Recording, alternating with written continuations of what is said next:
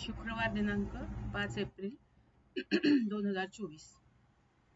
चोरीचा मामला हा मराठी सिनेमा पाहिला. ठीक आहे, टाइमपास कॉमेडी आहे. जितेंद्र जोशी आणि बाकीचे कलाकार ओळखीचे आहेत.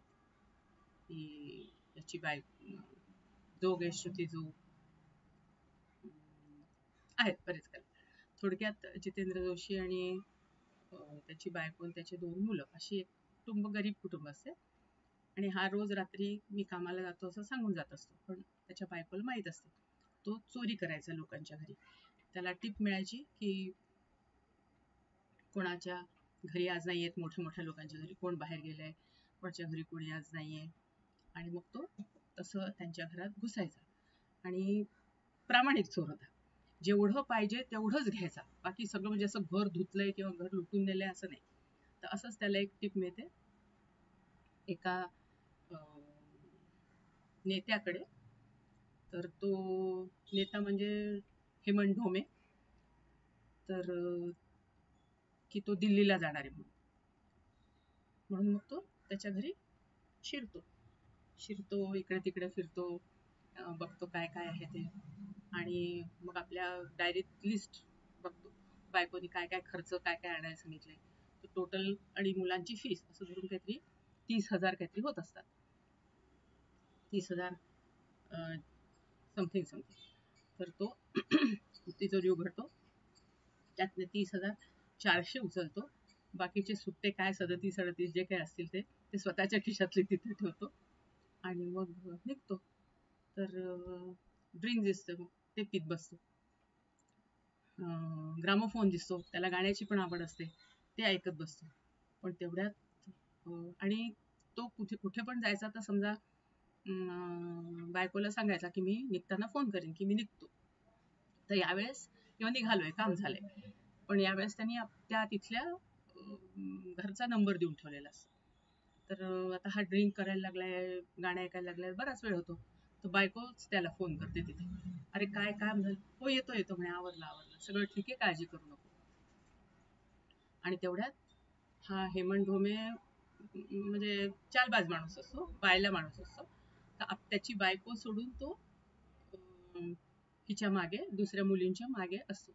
तर अमृता खानविलकर ही एक डान्सर असते आणि तिला स्वतःचा एक म्युझिक अल्बम बनवायचा असतो.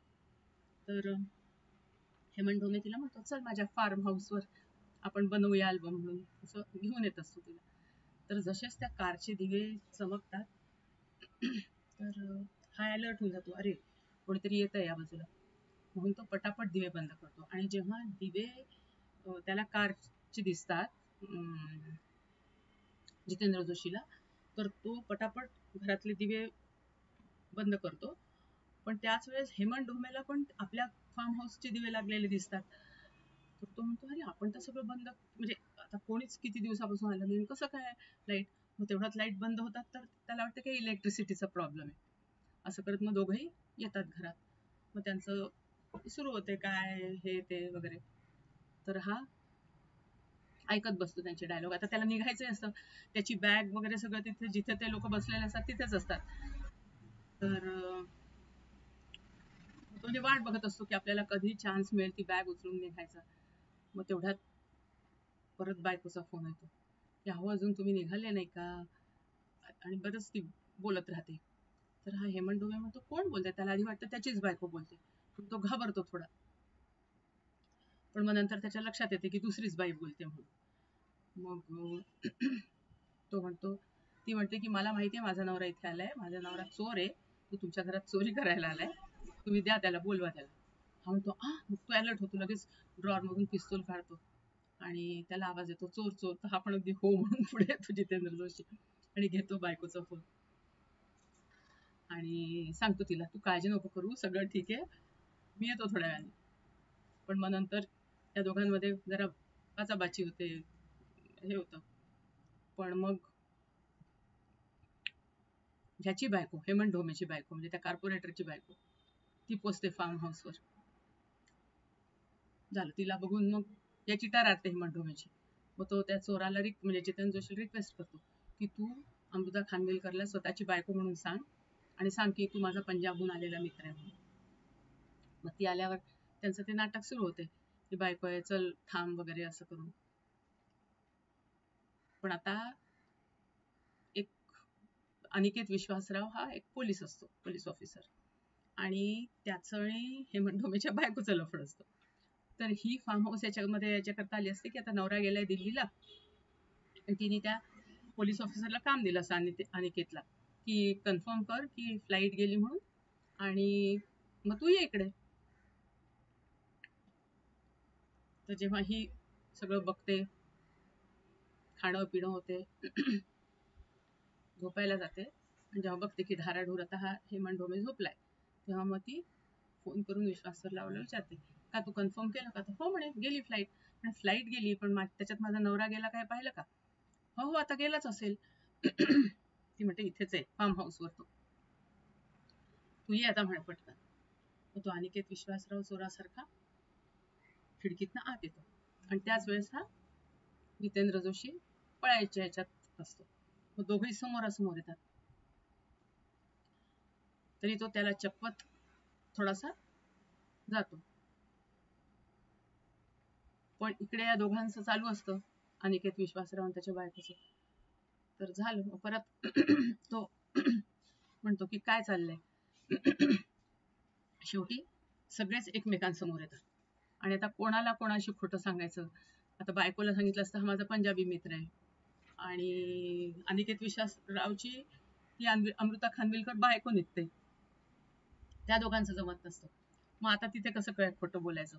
असं करत करत त्यांचं बरंच म्हणजे खोटं नाटक, सॉरी वगैरे करून होते. मग इतका वेळ झाल्यामुळे जितेंद्र जोशीची बायको स्वतःच फार्म हाऊसवर येते आपल्या पोरांना घेऊन, आणि मग सगळ्यांना म्हणते आता जे झालं ते झालं, आता याच्या पुढे तुम्ही आनंदाने नांदा आणि आम्हाला जाऊ द्या. मग आता झालं असतं की ह्याचं तोंड बंद ठेवायला, म्हणजे यांनी कोणाला सांगू नये जितेंद्र जोशीनी, म्हणून त्यांनी जे पैसे घेतलेले असतात ते प्लस अजून ॲडिशनल पैसे, अमृता खानविलकर वेगळे पैसे देते.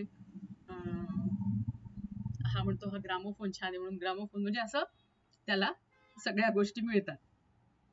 आणि कारमधनं ड्रायव्हरला सोडायला सांगतो हेमंत ढोमे त्याला घरी. तर जसंच हेमंत ढोमे सॉरी अनिकेत विश्वासराव पोलिसांच्या गाडीतनं त्याला सोडून या म्हणतो. आता जसंच हे लोक सामान ठेवत असतात मागे, तर हा जो अनिकेत विश्वासरावचा असिस्टंट असतो हवालदार, तो बायकोला म्हणतो त्या अनिकेत जितेंद्र जोशीच्या, काय तुझा नवरा चोर आहे, माझ्याशी लग्न केलं असतंस तर आज बघ हवालदारची बायको म्हणून मिरवली असती. ठीक आहे, आठवण ठेव, भेटू आपण पुन्हा, असं करून. आणि मग म्हणजे शेवटी त्या बायकोचं पण त्याच्यावर अगोदर लफडं असतं, आणि तिथेच सिनेमा एंड होतो. असा काही खूप खास नाही, पण मजा आली बघायला ओव्हरऑल. ओके.